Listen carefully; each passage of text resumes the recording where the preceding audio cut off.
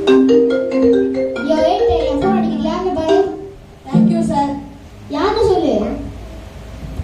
Sir IG கிட்ட இருந்து உங்களுக்கு ஃபோன் வந்துருக்கு சார். அறிவு இருக்கா? அறிவு. Thank you sir.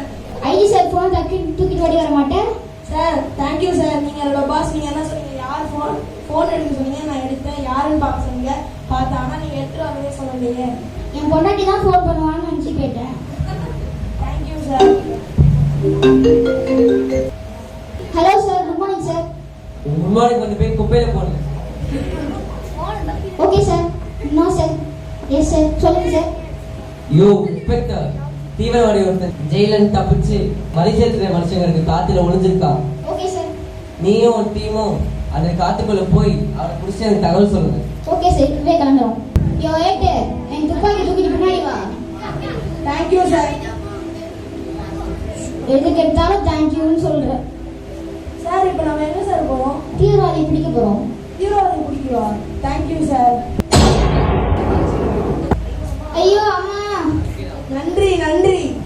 நான் இங்கே வேலை எனக்கு நன்றி சொல்லிக்கிட்டு இருக்கேன். You are dismissed. வீட்டுக்கு போய் நன்றி சொல்லிட்டே இரு. Thank you sir. Bye sir.